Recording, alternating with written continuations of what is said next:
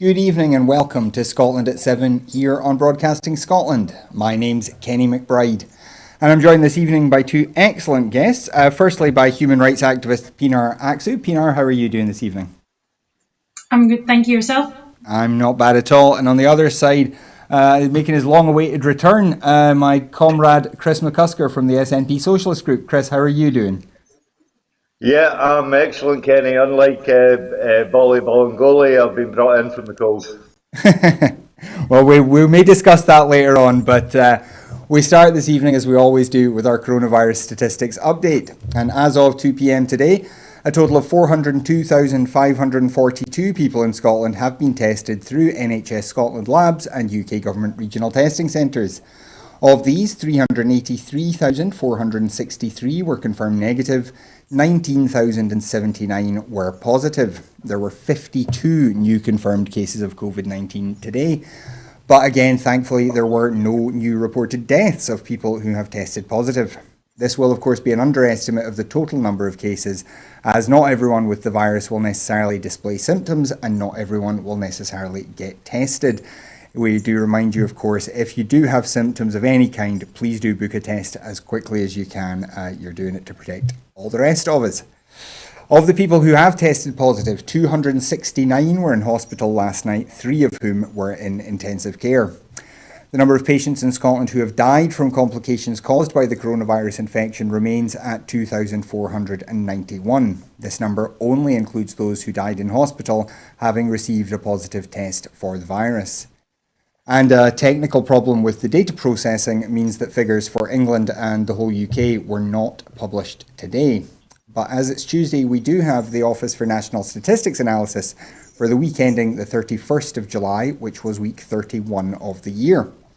In that week, there were 183 deaths registered in England and 10 in Wales, where COVID-19 is mentioned on the death certificate. This is the lowest total in the last 19 weeks.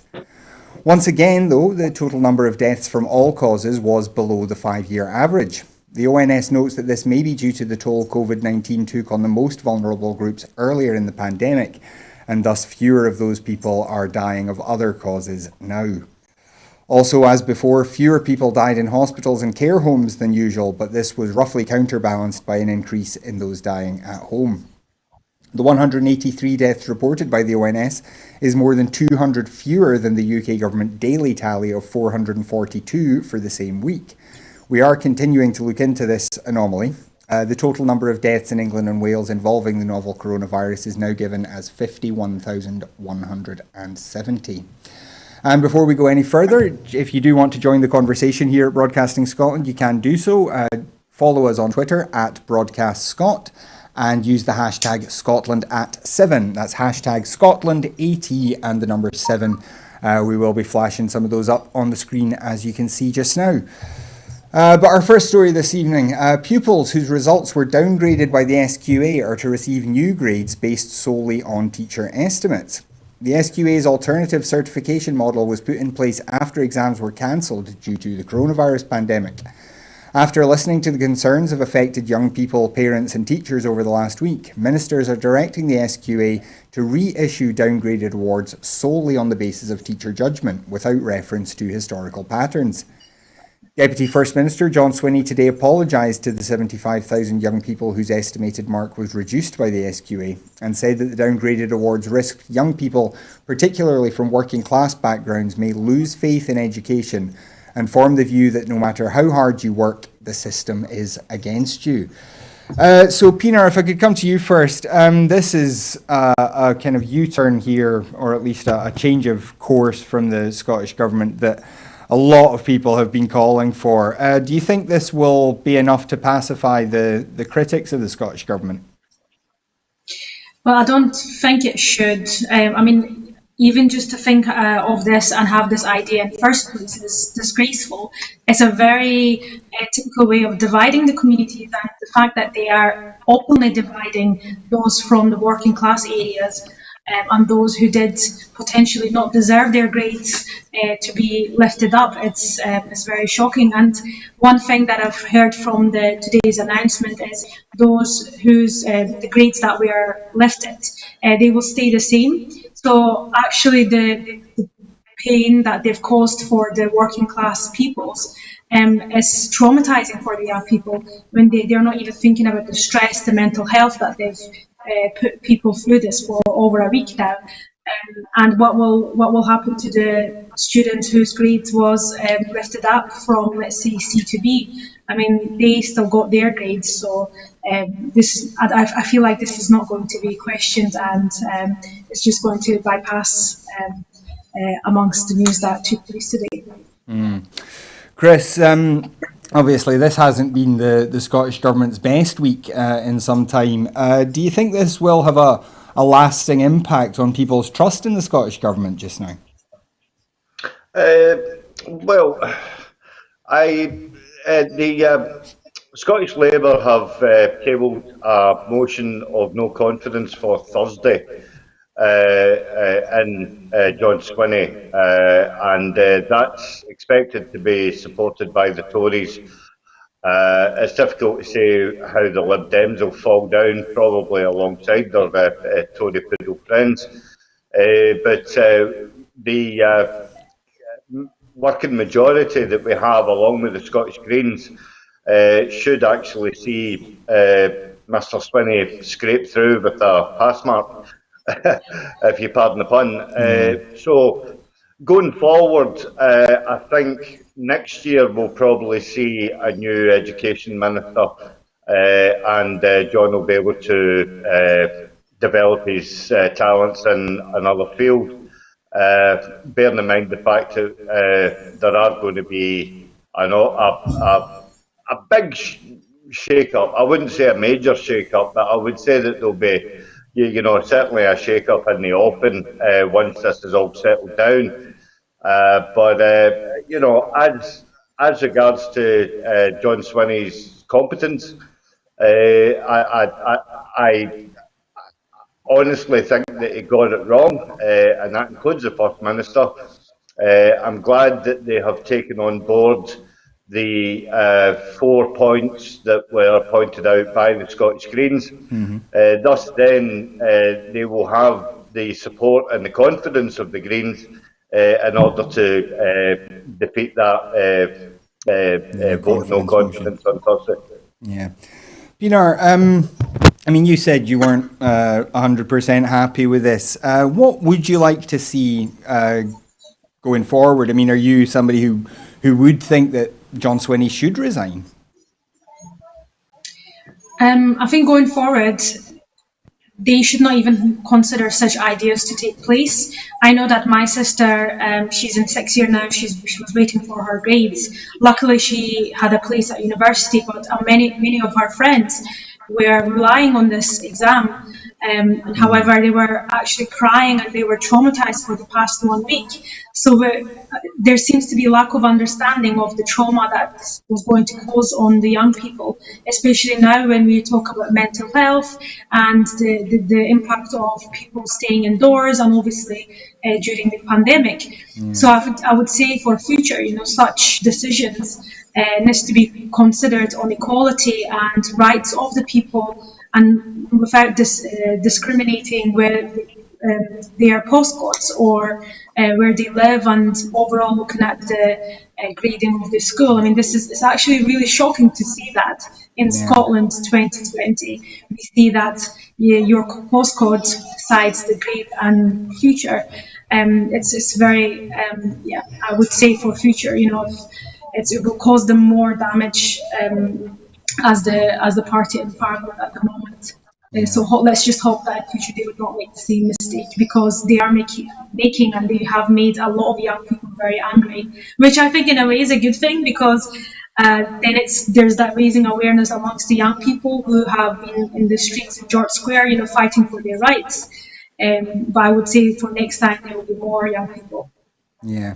The politics of this obviously is a complicated picture, because the SNP are in power in Scotland, have made this decision, and then have made the initial decision, or the SQA did. The First Minister and John Swinney defended it, and then have made this change. We're now seeing that the English results are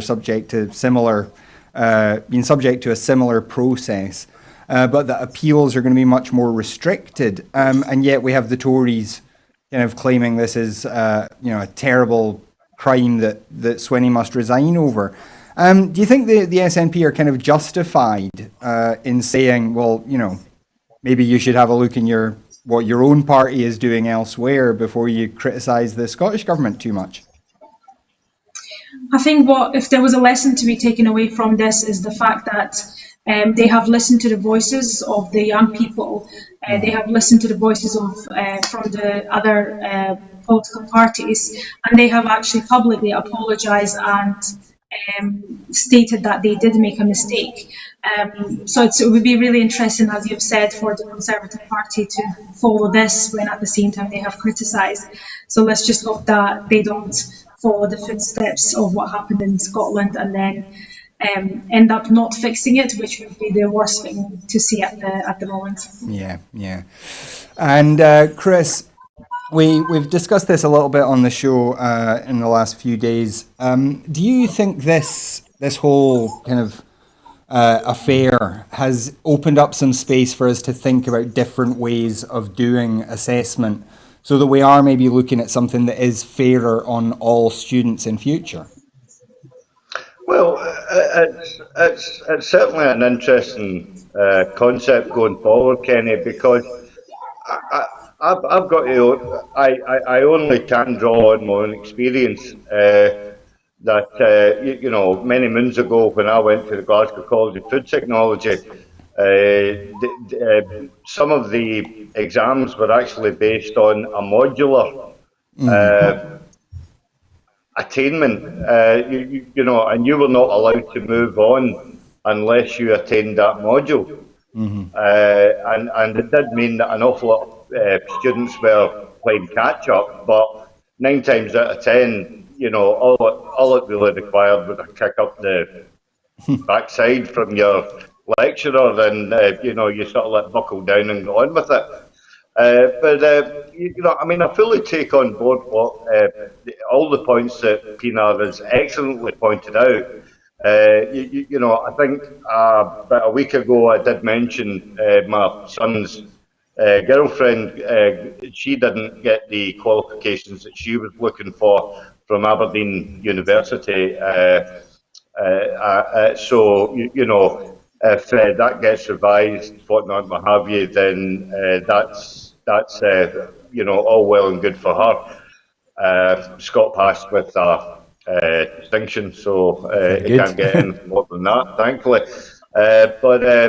The wider question has to be that the Scottish Government, are they willing to make the SQA a bit more transparent and actually join up the SQA along with the teaching unions and the Scottish Government and have that three-way conversation of actually bringing education into the 21st century and make it more fairer for our children, because at the end of the day, it's our children that is the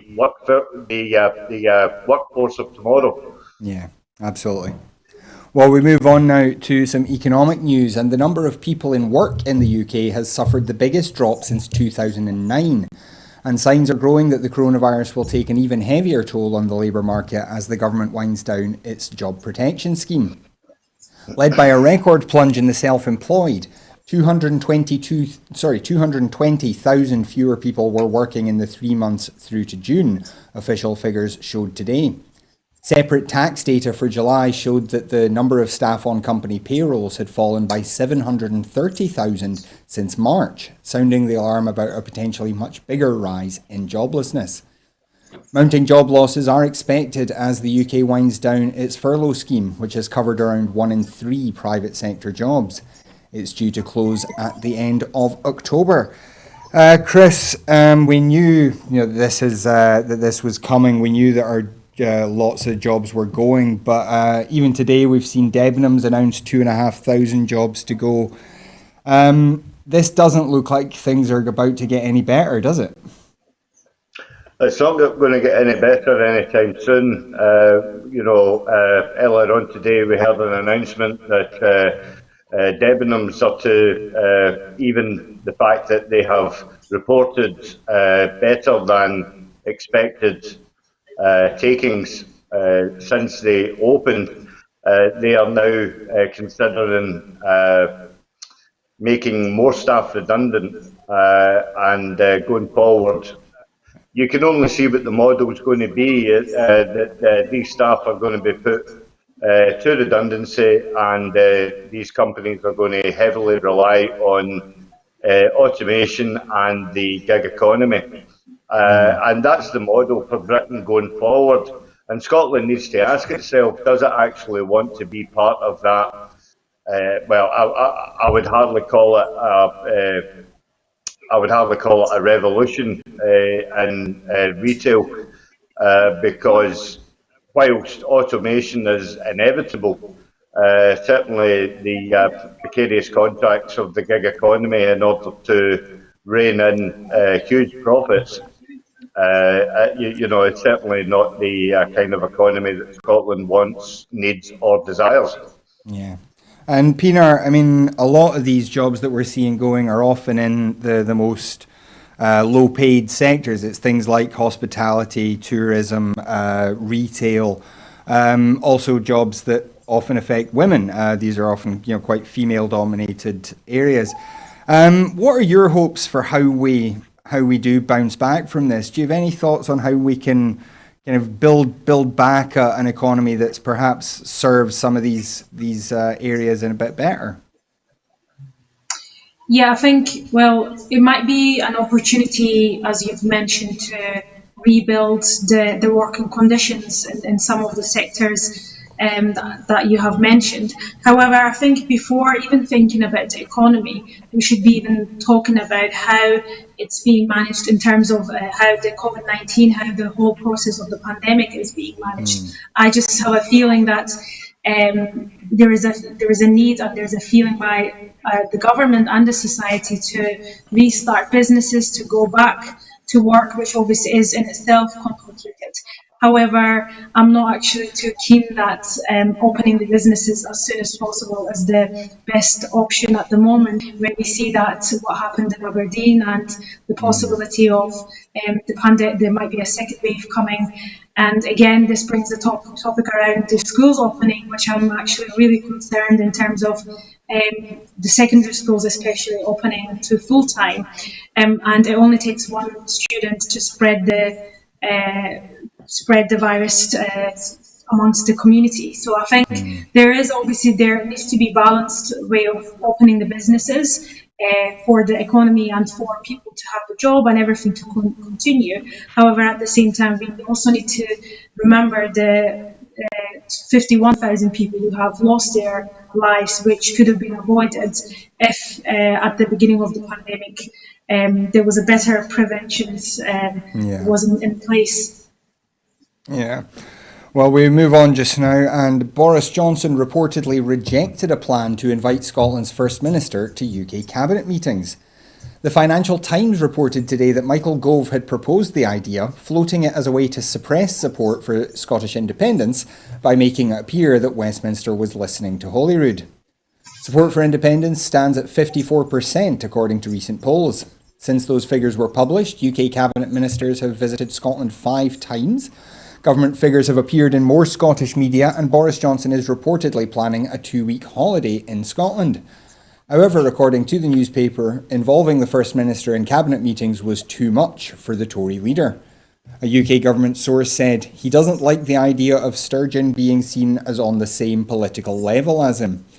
It comes after several polls throughout the coronavirus crisis have shown people have significantly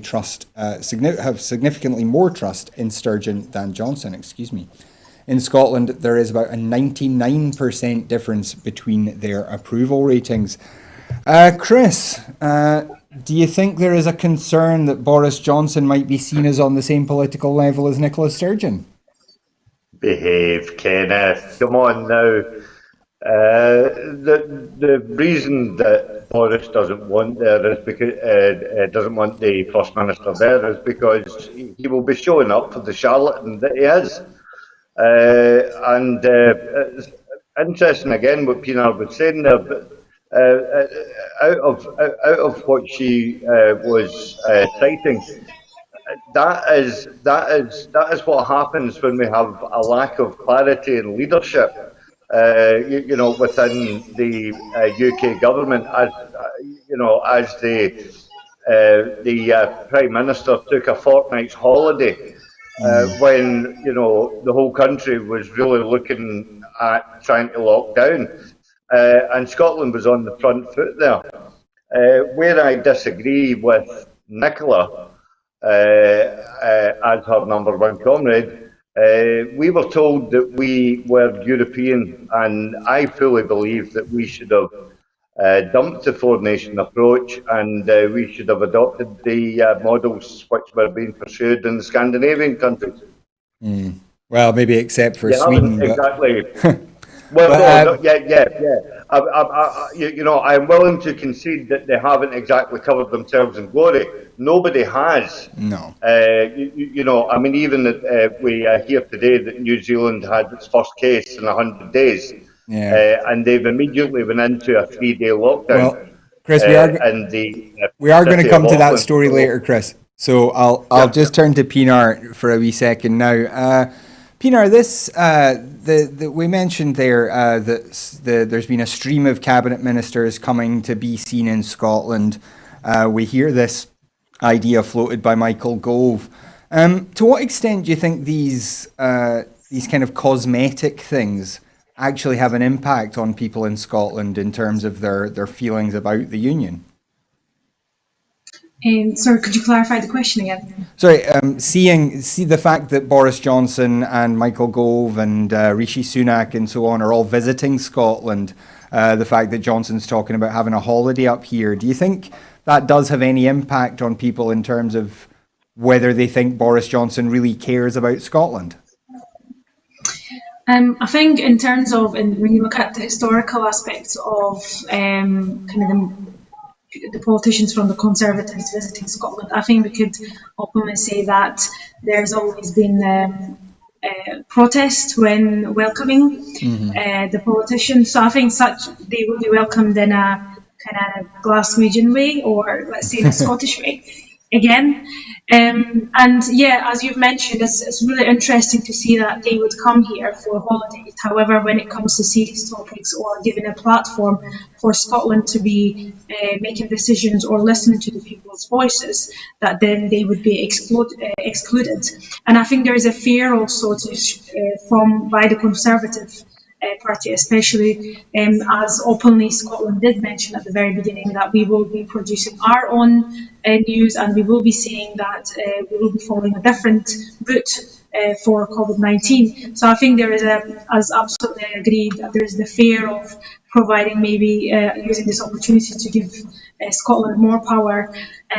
However, one way or another, the topic of independence will be open again, whether this is in the next year or two, this will happen one day, and they have to be open-minded to these discussions, and they cannot run away from this topic. Sure.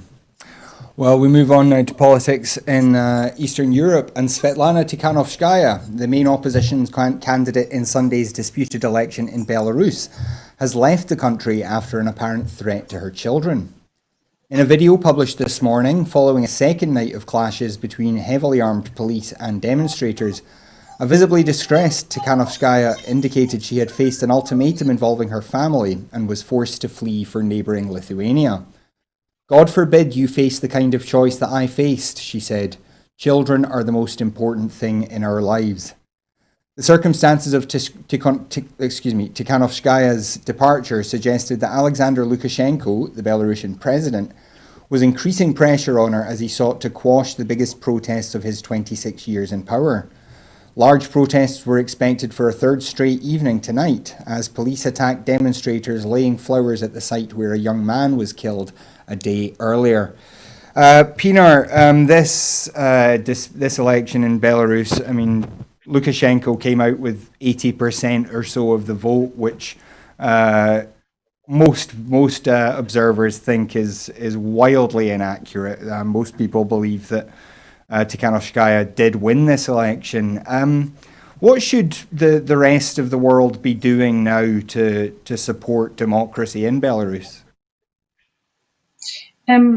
I don't have a lot of information at the moment of what has happened in Belarus, so I don't think I would be in the right position to comment on this. Fair That's enough. okay. Chris, we'll go to you with the same question then. What do you think we could be doing, either this country, the EU, the UN? What should be the role of the international community here? Well, the international community really have to make a direct intervention, and it would be fanciful to say that maybe an independent mediator was called in so that we could see a recount and actually find out if there was any impropriety done. It's hard not to think that there wouldn't be. Lukashenko has got, pretty much like Boris Johnson, pretty much like Putin, pretty much like Trump. They all operate the same MO. Right-wing despots will do anything and everything in order to hold on to the power that they've got, and they won't want to relinquish it, on a whim, if easily at all. The fact that sorry, I can't pronounce her name as eloquently as you, but the fact that she had to flee the country for fear of her children's life, tells you that something really dodgy is going on there. And again, it would take intervention from an independent country who was willing to oversee and mediate a recount, which is the only way that it would bring democracy in. However, in saying that, if the recount did go the other way, that could actually escalate the growing tension that we're currently seeing in Belarus at this time. So it's a very difficult one to call there, Kenny. We should just note before we go on to our next story that there have been observers at the election, but some of those have unfortunately been arrested by the Lukashenko regime. There were also foreign journalists expelled. We will obviously keep an eye on this story as it develops. We're hoping to have Dr. Alan Flowers back in sometime very soon to talk about what's going on in Belarus. But we move on now to Lebanon. And Lebanese protesters said the government's resignation yesterday did not come close to addressing the tragedy of last week's explosion in Beirut, and demanded the removal of what they see as a corrupt ruling class to blame for their country's woes. The blast at the Beirut port left a crater more than 100 metres across on Dock 9, according to the French ambassador on Twitter, following a visit to the site by French forensic scientists supporting an investigation into the disaster. A protest with the slogan, "Bury the authorities first," was planned near the port, where highly explosive material stored for years there detonated on August the 4th, killing at least 171 people, injuring 6,000 and leaving hundreds of thousands homeless. Prime Minister Hassan Diab, announcing his cabinet's resignation, blamed endemic graft for the explosion, the biggest in Beirut's history, and which has compounded a deep financial crisis that has collapsed the currency, paralysed the banking system, and sent prices soaring. Pinar, if I could turn to you, these hundreds of thousands of homeless people in Lebanon, whatever else happens, this is almost certainly going to lead to refugees leaving Lebanon. The country has been in this grave financial crisis already. and is now there are hundreds of thousands of people without homes. We've seen, obviously, refugees become a bit of a story this week as people have been observing them crossing the channel. What's your feeling about how this particular disaster might affect the flow of refugees in the Middle East and then, obviously, towards Western Europe? Yeah, I think what has happened in Lebanon, as you've mentioned, had a huge impact on the civilians, and it's always the sad case in such incidents when the civilians has to pay with their lives when such things happen. I think another question. Sorry, is my voice very echoey? No, well, it sounds okay from where I am. Okay. Yeah, I was just saying that we should also look at UK. I mean, there was a news that I have seen that, especially in Scotland as well, the amount of kind of not the nuclear weapons, but the amount of locations and places that we have weapons sitting there. We should also be questioning this and how safe these are. And I think it would be interesting to have someone maybe on this program or have the statistics of the laying weapons that are ready and possibly could explode at any moment. Oh, yeah. In terms of looking at the humanitarian crisis, which I would like to call as, for Lebanon, there are many refugee camps in Lebanon who they host the people from Palestine for many years.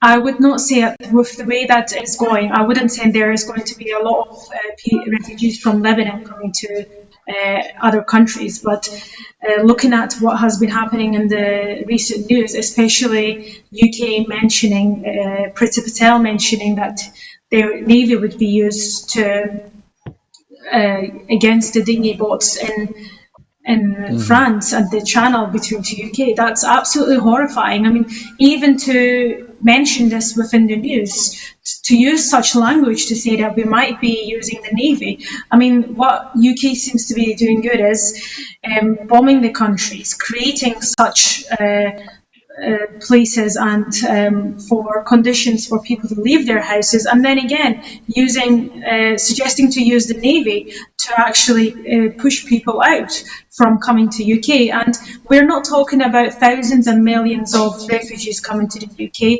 We're just looking at a few hundreds of numbers trying to cross the channel. And what we should be actually talking about is creating a safe passage for people to reach the shore or reach the country, rather than saying that we are going to have the Navy to push away the people. I mean, it's been inhumane seeing the footages, especially today from some of the news outlets, the way that the journalists have treated this whole situation, going and asking to the people, how are you doing, where are you from, how many people are on the boat, instead of asking, is everybody okay, and trying to reach out for help. It's just going to create a lot of tension amongst the communities, which we have seen before, and that's my biggest worry. Again, reading the comments in the newspapers saying that we should be having the Navy to kick the people out. There are too many refugees in our country. There are too many asylum seekers in our country. And to be honest, as activists, and I think as communities, we are kind of fed up, and it's very saddening to read such comments which are created by the politicians. You know, if you have Priti Patel openly saying that people are not welcome here, we will have the Navy against the refugees, then what would be the local communities saying? And you mentioned there the media and the BBC, both the BBC and Sky News, I think, as you said, had boats out and didn't actually pick the people on the dinghies out of the water, which is what they're required to do under maritime law. But what do you think the role of the media is in this? I mean, obviously we've seen Nigel Farage whipping up hatred against refugees for years, and it seems to be how he's keeping himself famous now. What do you think the role of the media is when that kind of story is getting whipped up? I think in the first place, the media should not be creating a space for any sort of hate or any sort of racism. And the media should be reflecting the true story and the stories of the people of why they have to leave the country and the conditions of the journey and the sacrifices that they make. This does not mean, obviously, to have another boat and physically when you see someone who does not have a life jacket asking them saying that, oh, you don't have a life jacket. It's basically a scene when there is a bomb dropping and then a journalist saying, oh, what is happening, are you okay over there? It's really shocking to see that in this country we would see such journalism to take place. I mean, like I said, it is going to create division within the communities. There's a huge lack of information in terms of how many people are seeking asylum in the country and how many people have refugee status. So when you have headlines saying we have hundreds and thousands of refugees coming to the country, obviously as within the communities, you hear and you have lots of fears going on. Yeah, of course, as we reported yesterday, so far 4,000 refugees have entered the UK this year. It's really not that many. Well, we move on now, and the SPFL has today agreed to implement an urgent package of measures and to the postponement of a limited number of Scottish Premiership fixtures following another breach of protocols. The decision was taken by the SPFL following discussion with ministers after a Celtic player allegedly failed to self-isolate for the required 14 days quarantine after returning from Spain. The player apparently did not declare the trip to the club and continued to break the resumption of performance sport protocols by taking part in training and playing in the club's game against Kilmarnock on Sunday. This follows the earlier breach of protocol involving a number of players at Aberdeen. Matches involving Aberdeen and Celtic this week and the match between the two clubs scheduled for the weekend, 3 games in total, will now be postponed. In addition, the SPFL has agreed to put an immediate player education programme in place to ensure no further rule breaks occur and players and staff are fully aware of their responsibilities. The SPFL has also agreed to put in place punitive measures that can be implemented so they can directly take action against players in the event of further rule breaches. And the SPFL agreed to undertake promotional activity on behalf of the Scottish Government.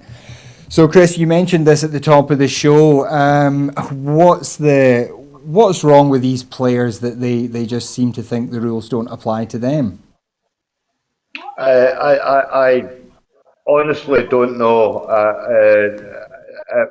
Jason Leach was at pains to point out this afternoon that these players have got a social responsibility to children.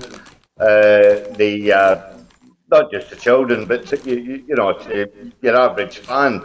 As a committed Scottish football fan, a Celtic fan, Liverpool fan, you look up to these people, you emulate them, you want them to be the best, professional that the club has ever signed, and when they let you down with something like this, and it tarnishes the name of the club that you support, is really, really heartening. My thoughts go out to Neil Lennon. He must be absolutely crawling the walls at this moment in time.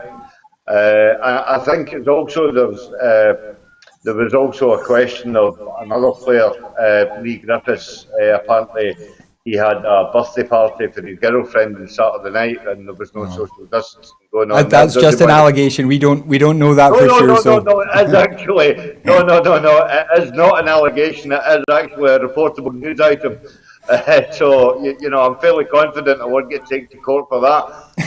The wider question is the fact that they have a social responsibility to do what is required by everyone else in the country,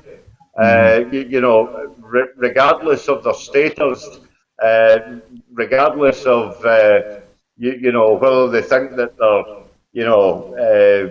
they're better than anyone else and stuff like that. I mean, questions have to be asked again as to how a high-level player, such as Bolingoli in question, how he can actually leave the country and go to Spain and come back, and it wasn't picked up.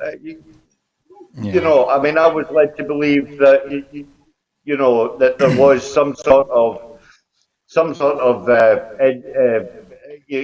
registration that you have to do. I remember my time at Glasgow Airport when you swipe a passport, the advanced passenger information would, ring alarm bells and stuff like that, and questions would be asked. So, I think it's a wholly selfish act.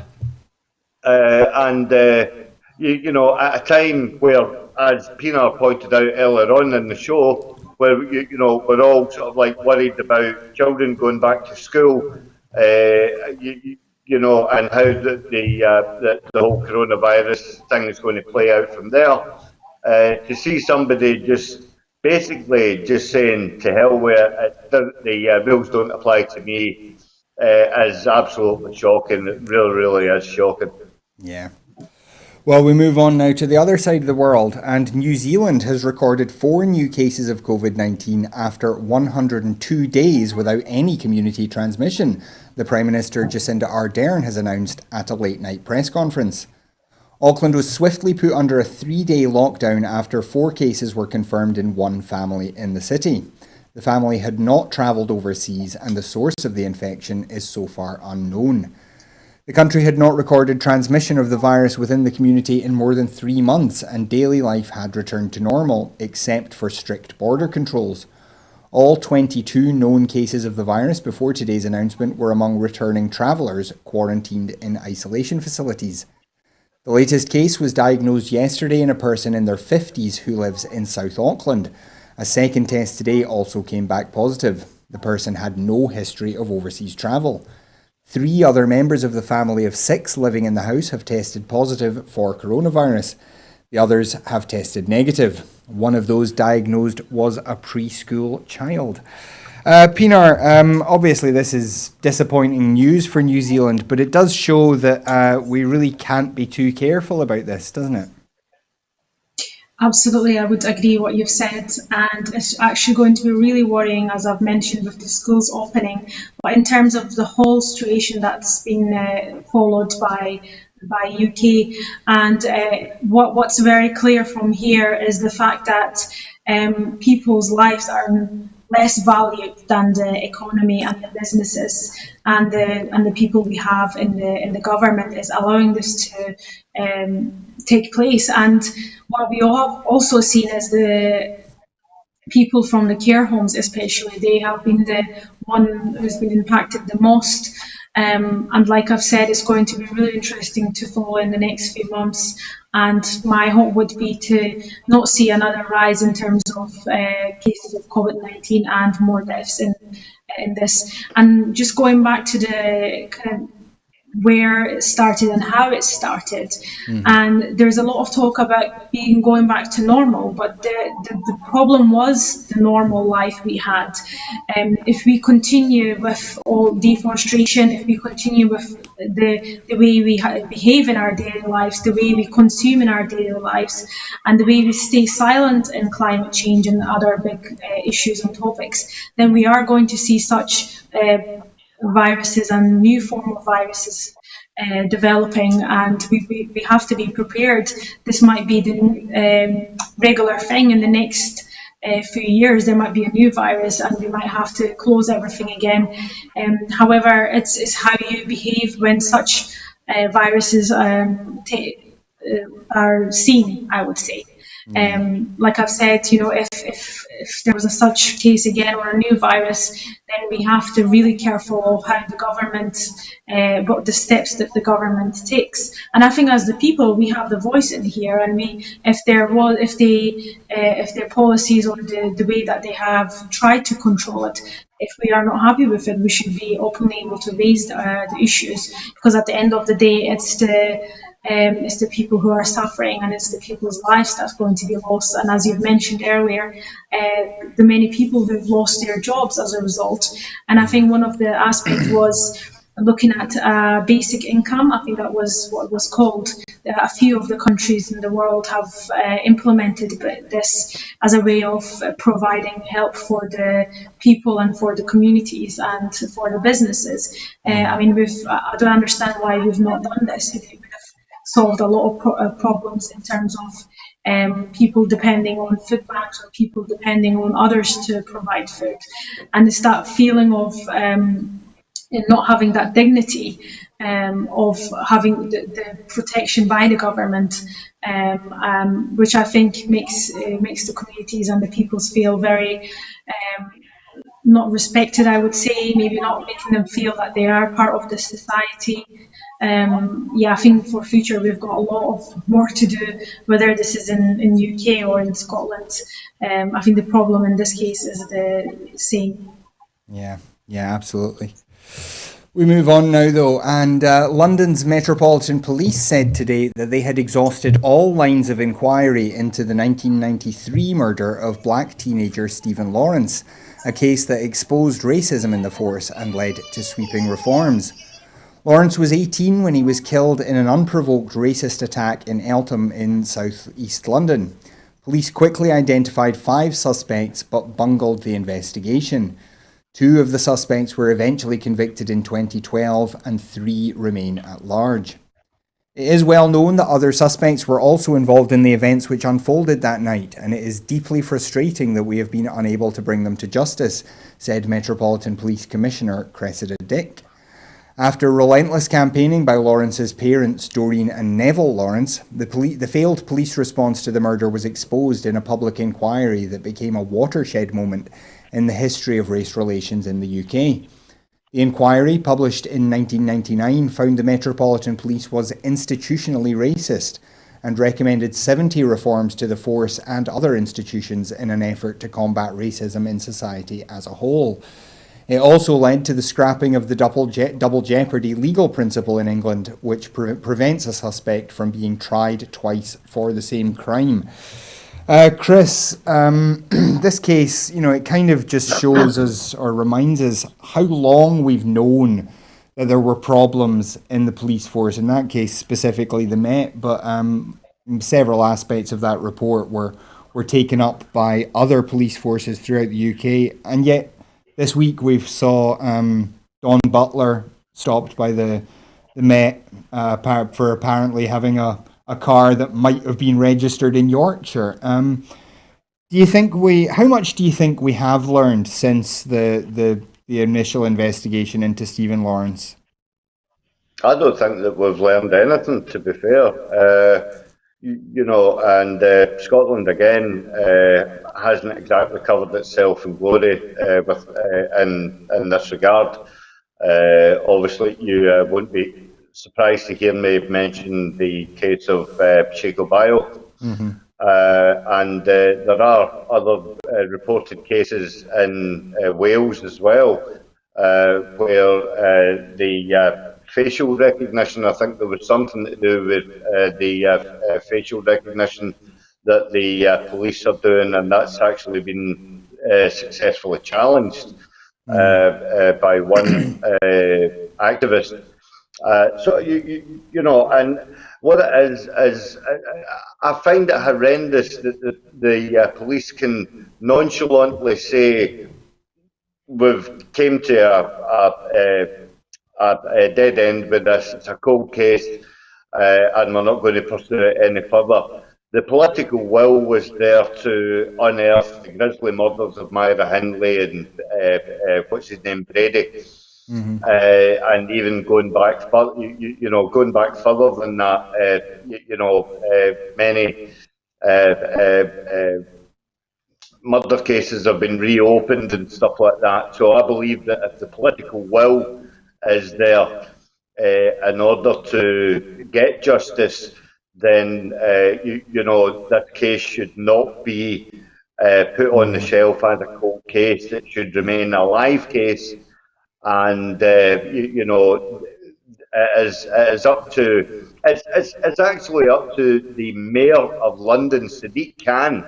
He needs to put pressure on the UK government to keep this case live and to not let this go, because at the end of the day, if they're wanting to, as they say, change their attitude towards inherent racism, then they have to really do the legwork for it.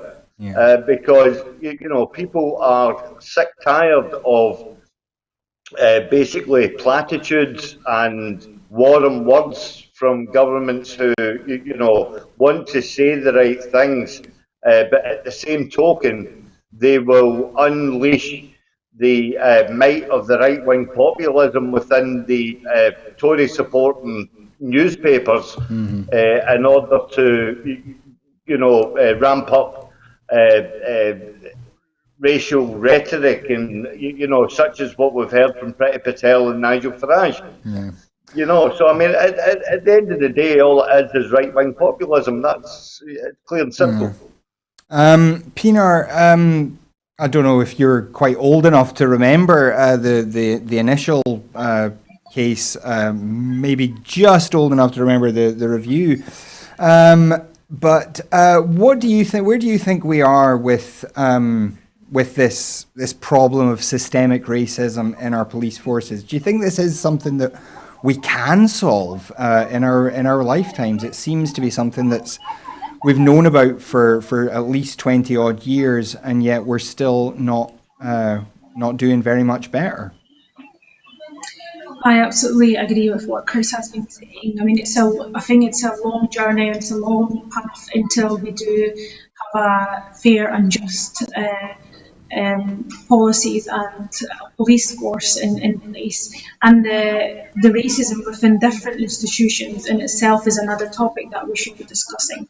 And also, thank you for mentioning the Shake Your Bio campaign. I mean, that is it's a case that happened in Scotland, in Kirkcaldy, and until this day, the family are asking for justice, and they are not able to find any answers. As I mentioned, it's a long journey, it's a long road to make this change, to have a fair system based on actually human rights without discriminating anyone. And as you mentioned, with the movement of the Black Lives Matter, with what we have seen with the murdering of George Floyd in America, it had a huge impact across the world, and there was protests and online rallies organised in Scotland and in England in terms of discussing the racism that takes place within our communities, but within the different various institutions as well, and how do we overcome this? I mean, there is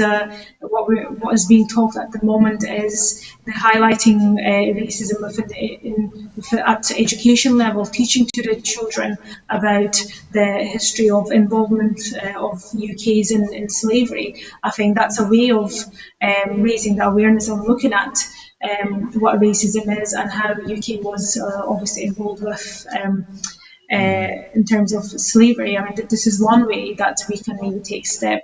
But just to shout out again to the Shake Your Bio campaign, so they are looking to having justice into what happened to Shake Your Bio. So there is a campaign, so if anyone listening today would like to check out the campaign, that would be amazing, because we are talking about the families suffering across the world because of racism, whether this is in the communities, institutions, or racism created by police. And what is upsetting actually is with what's been happening with the asylum seekers in Glasgow who were moved from their houses into hotels, which is now called the hotel incident that took place a few weeks ago. I think it was the first time, no one to be wrong, but if any of you know, but it was the first time that the armed police have killed someone. So this raises huge questions around, why was this the case in this hotel incident? Did it have anything to do around the fact that people who are staying in the hotel were asylum seekers? I mean, because the serious question is, as we know, the knife crime in Glasgow, it takes place nearly on a weekly basis. So, but why did the armed police come out for the refugee? Yeah, there's a lot of questions there. Sadly, we don't have a lot of time, so we are just going to move on to our last story now. We will obviously keep talking about these issues on other shows. But finally, yes, Scotland's future workforce will be at the heart of rebuilding the economy following the coronavirus pandemic, Economy Secretary Fiona Hislop has said. Announcing £10 million for a range of measures to recruit and retain apprentices, including additional funding for the Scottish Government's Adopt an Apprentice programme. Ms Hislop said the funding would help modern and graduate apprentices who are facing redundancy as a result of COVID-19 get back into work. So Chris, we've talked a wee bit earlier about the jobs crisis. Do you think this new money that Fiona Hislop's announcing will be enough to help apprentices at least keep on in their vocations? You would hope so.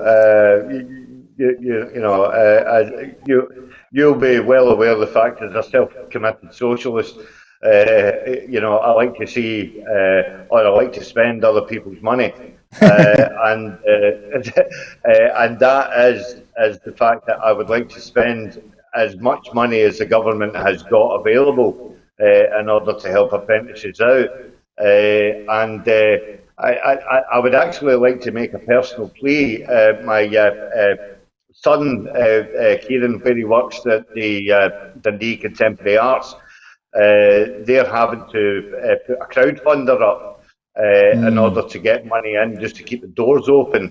I'd be really grateful if you could possibly put that onto the Twitter feed and share it out.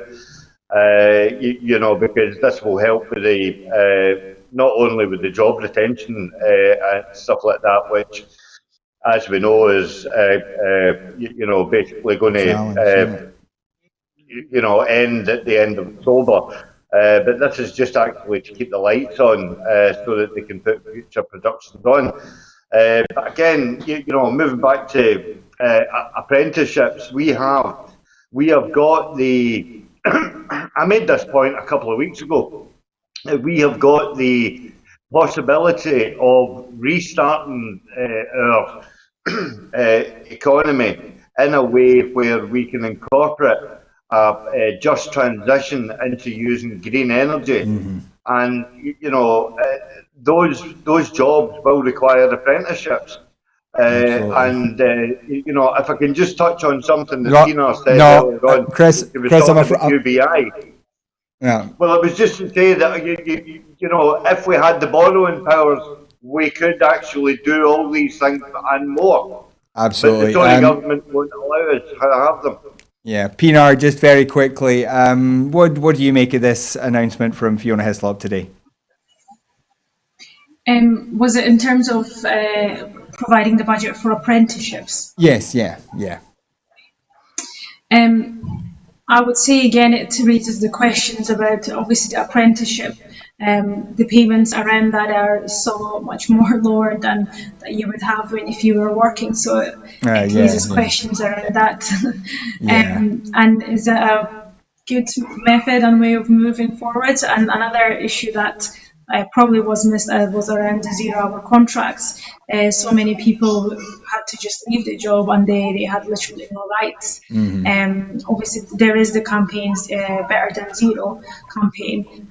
However, people were not aware of this. That created a lot of problem for many young people and for many people who were on 0-hour contracts.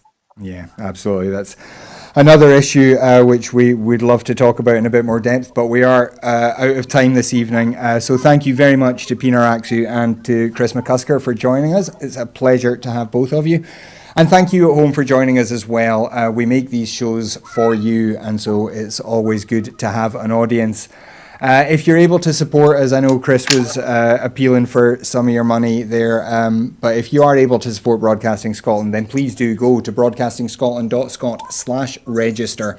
Sign up there as a supporter, and your £5 a month helps us to keep the lights on and to keep developing as the broadcaster that Scotland deserves. But if you're not able to support us financially, you can still make a difference. You can follow us on Twitter at Broadcast Scot. You can find us on Facebook. You can subscribe to our channel on YouTube and like and share the videos there. And you can then help us spread the word about Broadcasting Scotland. Share the videos around, let people know why you support us. And finally, if you'd like to get involved here, we did mention yesterday we had one person missing in the studio, which meant I had to produce the show on my own last night. That's how tight things are sometimes here at Broadcasting Scotland. So if you're interested in getting involved here in any way, do please get in touch with us. We would love to hear from you. But that is all we have time for this evening. So once again, thank you to Pinar and to Chris. And thank you for joining us. I'll be back again tomorrow at 7 with another Scotland at 7. But until then, have a great evening. Good night.